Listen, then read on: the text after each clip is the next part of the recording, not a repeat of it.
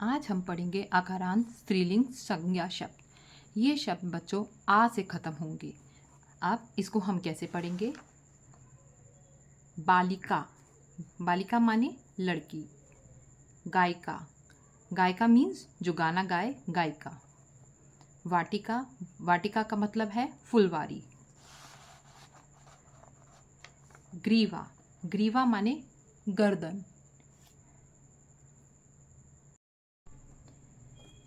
ग्रीवा, ग्रीवा माने गर्दन।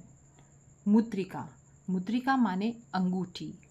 वीणा, वीणा एक बजाने का साधन है, वीणा। महिला, महिला को हम क्या बोलेंगे? स्त्री। नासिका, नासिका का मतलब है नाक। नौका, नौका का मतलब है नाव।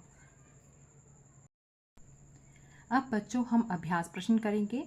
पहला प्रश्न है, चित्रों के नाम संस्कृत में लिखें। पहले चित्र में ये कौन है? शिक्षिका, शिक्षिका या आप उसको लिख सकते हैं अध्यापिका। दूसरा चित्र में तराजू है, तराजू को संस्कृत में बोलते हैं तुला।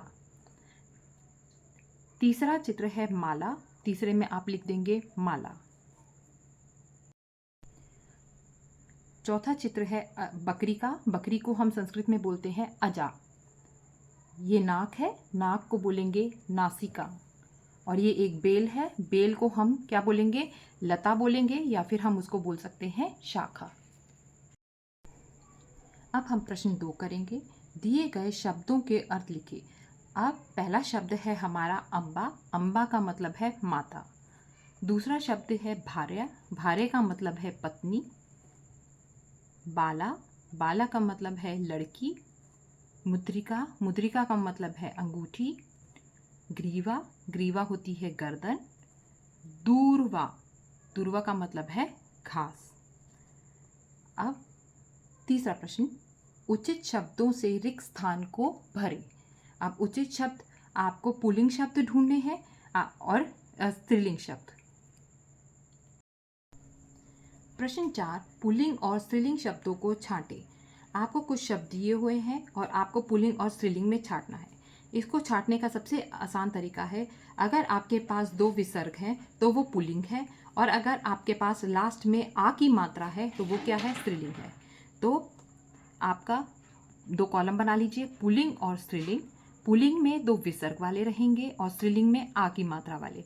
तो पहला शब्द है वानरः, क्योंकि इसमें 2 विसर्ग हैं तो ये पुल्लिंग हो गया।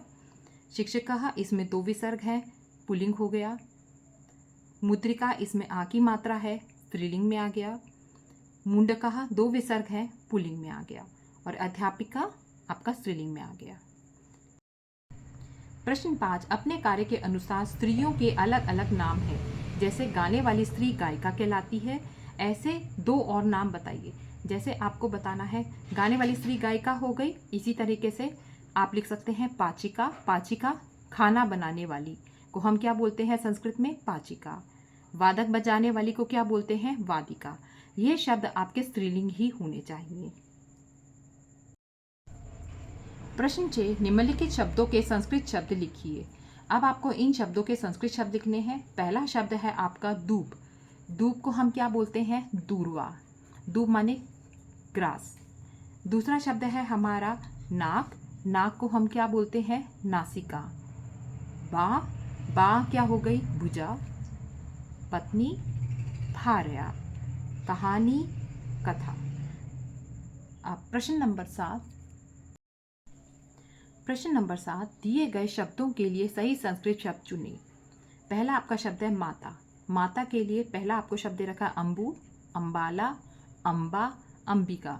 तो इसके लिए सही शब्द है हमारा अंबा।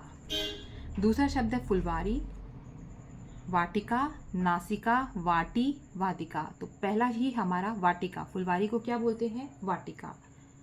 तीसरा शब्द है हमारा जेल, जेल को पहला शब्द दे रखा है कागा, कारा, काष्ठा, काला। तो जेल को हम क्या बोलते हैं? कारा।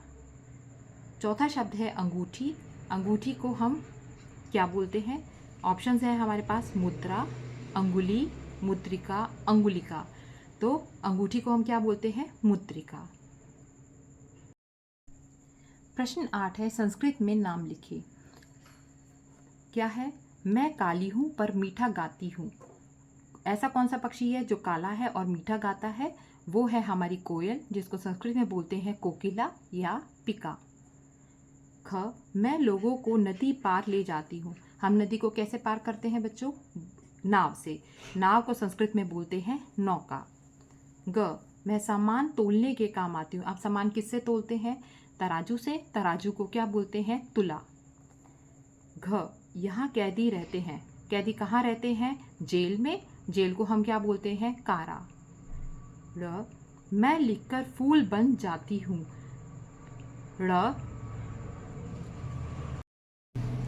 ड़, मैं खिलकर फूल बन जाती हूँ। क्या चीज़ खिल के फूल बनती है? कली। तो कली को हम क्या बोलते हैं? कलिका। च, वह बच्चों को पढ़ाती है। बच्चों को कौन पढ़ाती है? शिक्षिका या अध्यापिका।